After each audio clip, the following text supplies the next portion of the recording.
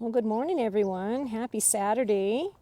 This is Carrie from wildflowerartbycarrie.com, and I just wanted to pop on real quick and do a quick little spring garden tour for April. And as you can see here, my wisteria bush is starting to bloom out, and it is loaded this year with lots of blooms. So excited to see what this is going to look like in a couple days, but wanted to give you a quick tour of the garden, and we figured we'd start here and take a look at the wisteria. Also, my peach irises that I have that I've posted before, those will be starting to bloom as well. So we'll see those probably next month. But anyway, just kind of wanted to do a garden tour and see how everyone's doing and let you all have a look at what's going on here in Rio Rancho in my garden. And real quick, during my newsletter, if anyone who subscribes to my newsletter, I talked about a new greenhouse that we're putting in. So it's Charlie's Greenhouse, and it's their Northern Heritage greenhouse that they sell, which is a wood frame greenhouse with the polycarbonate panels, and that little square down there that you can see in our field is the foundation. We had that poured back in February-March time frame. So right now we have the kit, and I am painting the wood and staining the wood, and so we are getting that all done, and then we'll start hopefully assembling here the end of April into May, and I will be recording that process as well.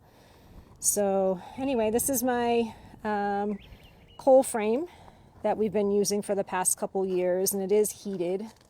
I'll go ahead and open it up so you can see.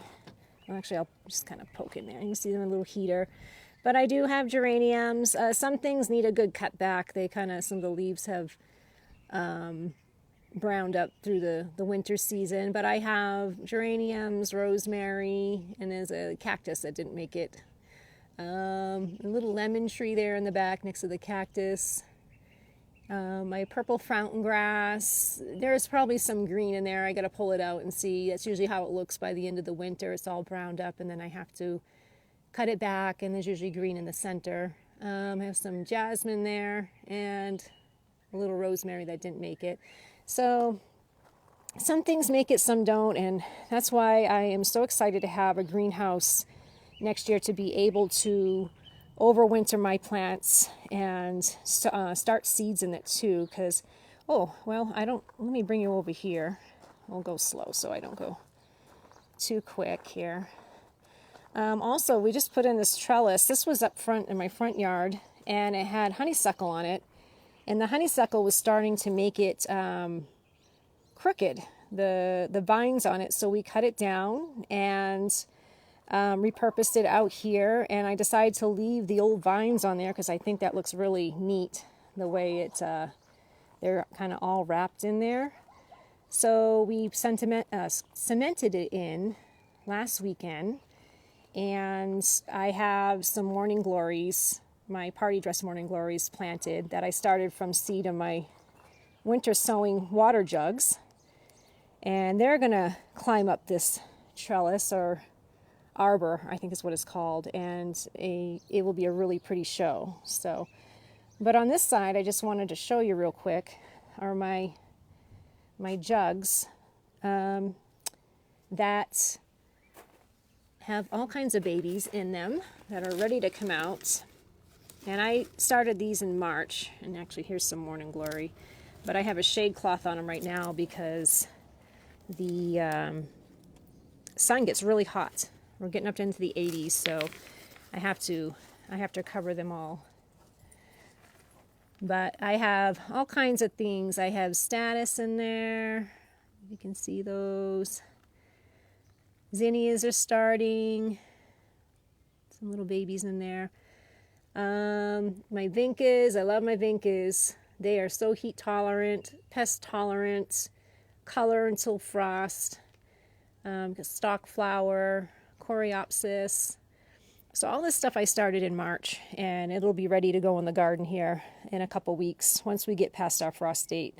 So, but I did pull the morning glories out. As you can see, I have a couple other jugs in there they're ready. They're ready to come out. So anyway, let's take a little walk around our garden area. And the roses, they're starting to bud out, and these are the knockout roses, and you can see all the buds there, and they'll be blooming here in a couple weeks. And I have a honeysuckle here, and then I have mum and the catnip, and everything's just starting to really green up and take off. So I'm excited. I'm ready for color. Usually I'm not ready to have to start watering and stuff, but I'm ready for green and color and stuff. And I got this little garden bench. This is for the new greenhouse. So I have been using that. Actually, I put my wood on it to paint my wood and stuff. And I have time-lapse videos that I'll show you. I'll start posting some of those now that I have announced the greenhouse.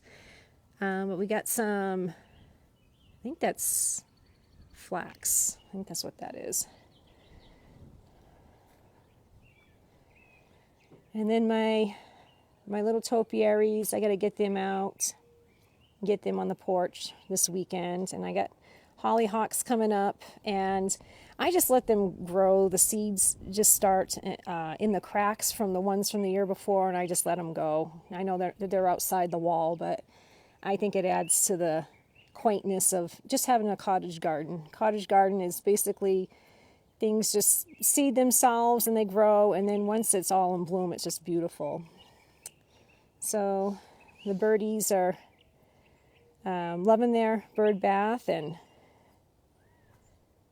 they come to get a drink every morning. And the firethorn heart topiary, I've had that for about 6 years now. I created that myself, and that's greening up nice. And my catmint is starting to put on blooms. And actually, I see some there. We'll take a look over there. And that's nice because the bees love the catmint. So that's a pollinator magnet. You want pollinators in your garden, you get the purple there. And then the sage, I think that's Texas sage or Mexican sage. So, and then I have another rose bush there that's gonna be blooming soon. And then my planters, they're all starting to come in and green up, and pretty soon we'll have some blooms. I'll be putting some vincas in these bench towers here next month. We'll get past the frost date and the winds. Our winds are pretty bad here in New Mexico in the spring, so I like to wait a little while before planting those because they just take a beating. And then over here we have the Vago garden. I'm going to start tomatoes and zucchini soon. And I do have broccoli that I overwintered. Let me see. You can see in there. Got some broccoli in there. It's kind of hard to see with the netting. I kind of did some cold crops. Let me open this up. We can put the camera in. There we go. Some cold crops. So I got my broccoli. Actually, I need to pick that because it's starting to bolt. And over there is peas and kale. So got a couple little veggies in here, and I'm going to be starting my lettuce soon too. I like lots of greens, like salads in the summer. And then this is the south garden. This is got